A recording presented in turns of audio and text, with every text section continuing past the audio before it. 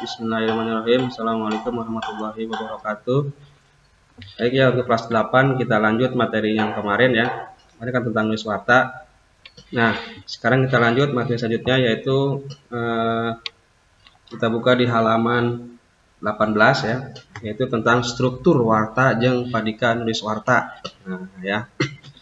Oke, sebelumnya kalau kita mau nulis warta ya, namun arek nulis warta eta kudu nyumponan unsur-unsur 5W 1H. Jadi kalau kita mau nulis warta kita harus ada 5 unsur, ada unsur-unsur 5W 1H. Nah, yaitu yang hu, saha, why, naha, what, naon, when, iraha, where, dimana, jeung how. Kumaha. Jadi lamun orang arek ngadamel berita, nah, minimal aya unsur-unsur 5W 1H. Oke. Ya, jadi kita harus nyumponan ada 5 unsur. Oke. Ini yang minggu kemarin ya. Kita lanjut. Nah, struktur warta. Nah, jadi kita kalau sebelum nulis warta, sebelum nulis warta, jadi kita juga harus mengenal dulu pada struktur warta. Nah, umumnya ini struktur warta itu terbagi menjadi 3 bagian. Ya, 3 bagian. Yang pertama itu judul atau headline. Ya, jadi headline. Nah, itu headline ya. Jadi sangkan batur langsung ketarik pikeun maca atau nulis nulis warta yang ditulis oleh kita. Ya, jadi judul itu adalah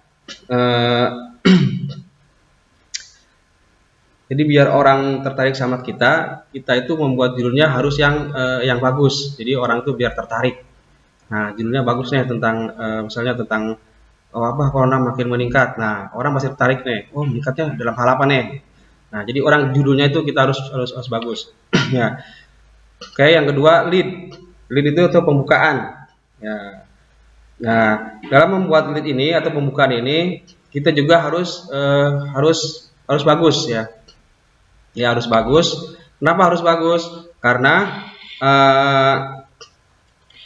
jadi kalau leadnya bagus, orang tuh jadi makin bacanya itu makin bagus ya, makin enak, makin tertarik. Jadi contohnya di sini kan, jadi kalau kita lihat nih misalnya ada toko ya, toko HP, misalnya Grand Sale umpamanya. Nah, orang pertama ngelihat judul, oh Grand Sale ini apa nih? Oh, toko HP. Nah, begitu lihat toko HP-nya, pasti orang tuh ngelihat pajangannya ya, lihat pajangannya atau apa nih dalam etalase HP itu. Oh, jadi kalau etalasenya bagus, orang pasti bakal tertarik. Ya, gitu lead itu pembukaan. Jadi kalau pembukaannya bagus, orang pasti bakal tertarik. Oh, ini barang bagus nih. Oh, ini datanya enak nih. Jadi orang pengen membaca. Oke. Yang ketiga, struktur warta itu adalah tubuh warta. Nah, jadi setelah tadi judul, lead, nah sekarang tubuh ya, tubuh warta. Jadi setelah judul atau lead, nah tubuh itu berita itu inti beritanya ya. Sampaikanlah beritanya itu yang maksimal mungkin ya. Oke. Itu struktur warta. Kita lanjut. Nah, selanjutnya yaitu tentang padika nulis warta. Nah, apa itu padika nulis warta ya? Jadi padika itu adalah metode ya, metode dalam menulis warta. Nah, di sini ada 7 ya kalau misalnya nih. Ya. Ada 8 ya, ada 8 padika atau ada metode dalam menulis warta. Nah, yang pertama itu dina nyieun lead gunakan bahasa anu matak narik paniteun jalma sejen. Jadi yang pertama ini dalam menulis berita itu buatlah bahasa yang orang itu tertarik. Ya. Jadi buatlah bahasa itu yang biasa itu kayak orang mau ngobrol ya. Jadi pakai bahasa yang biasa-biasa aja. Yang kedua, nyieun lead ulah panjang teuing. Jadi membuat leadnya itu ya atau pembukaannya jangan terlalu panjang ya. Ya paling banyak 3 baris lah gitu ya. Atau 30 kecap atau 30 kata ya. Jadi kalau panjang teuing, capek orang bacanya. Lanjutnya yang ketiga, pisahkeun lead anu sakira hese dipikahati jadi 2 atau 3 kalimat. Jadi yang ketiga ini pisahkan lead atau pembukaan yang sekiranya itu susah untuk orang mengerti. Ya minimal 2 atau 3 kalimat atau 2 kalimat lah cukup ya. Jadi kalau panjang teuing pembukaannya yang mana kapan ada isi beritanya gitu ya. Oke, selanjutnya yang keempat, gunakan kalimah parondok. Ya.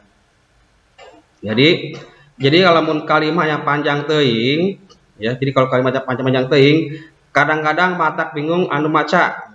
Jadi kalau kita pakai kalimat yang panjang-panjang, yang baca itu bingung, ya. Jadi wah ini panjang amat ini. Jadi buatlah kalimat yang pendek-pendek. Yang kelima, selanjutnya ini Pak Dika nulis warta adalah kecap-kecap anu digunakan, ya. Kecap anu digunakan, oke kudu anu basajan. Jadi kata-kata yang digunakan itu kata-katanya harus yang biasa-biasa aja. Jadi kasar teuing jangan, ya. Terus lembut teuing jangan bahasa Sundanya. Jadi gunakanlah bahasa yang digampang kaharti, ya. Jadi kayak bahasa yang kalau pakai bahasa itu kayak kita teman nama teman akrab aja gitu. Jadi kasar teuing enggak, ya. Jadi lembut teuing enggak, ya. Jadi yang bahasa aja, yang biasa-biasa aja. Jadi orang biar ngebacanya itu biar ngerti, ya. Oke, selanjutnya yang keenam, usahakan make kecap-kecap pegawaian anu aktif. Yang namanya usahakan pakai kata-kata kerja yang aktif. Ya. Jadi kenapa make kerja aktif? Karena dalam menyampaikan berita itu menggambarkan tindakan atau gerakan. Jadi kalau menggunakan kata kecap dalam menyampaikan berita itu kenapa? Karena menggambarkan, ya. Berita yang disampaikan itu menggambarkan situasi dan keadaan yang kita sampaikan ke orang lain. Ya, jadi usahakanlah pakai kata-kata kerja. Terus yang ketujuh, ya, alineana ulah paranjang teuing. Nah, ya. Jadi selain pondok-pondok, ya. Jadi selain kalimatnya pendek, gunakan juga alineanya jangan panjang-panjang teuing. Ya, kenapa? Jadi kalau panjang-panjang ini si pembacanya itu hese, ya, membacanya. Ya, jadi tulisannya itu orang itu ini mau gimana beritanya ini. Nah, jadi gunakanlah alineanya yang jangan yang panjang-panjang lah, yang sedang-sedang aja. Oke, yang terakhir yang ke-8, nulis warta teh kudu kawas ngelukis. Ya. Jadi nulis berita itu seperti kita melukis. Ya. Jadi kita menyampaikan berita itu mampu membangkitkan imajinasi yang baca, gitu. Ya. Jadi kita menyampaikan berita tentang keadaan bencana. Nah, yang baca ini seperti dalam imajinasinya itu dia kayak berada tuh, oh iya nih banjir itu ternyata airnya dari atas nih. Terus mencapai penduduk. Nah, ya, jadi si membaca itu membayangkan, ya. Jadi membayangkan keadaan yang dia baca, ya. Oke. Seperti itu, ya. Itulah Padika warta dan struktur warta. Ya. Oke. Cukup sekian, ya, materi dari kita. Nah, tugas untuk Anda nih, silakan dibaca lagi di halaman 20, ya. Di halaman 20 itu ada musikal Lutung Kasarung, ya. Jadi tugas Anda hanya baca aja di rumah, ya. Sok dibaca wae, ya. Tugasnya hanya membaca karena kita bakal nanti maju ke halaman selanjutnya. Oke, cukup sekian, ya. Mudah-mudahan kita diberi kesehatan oleh Allah Subhanahu wa taala. Satu lagi, jangan lupa bahagia. Assalamualaikum warahmatullahi wabarakatuh.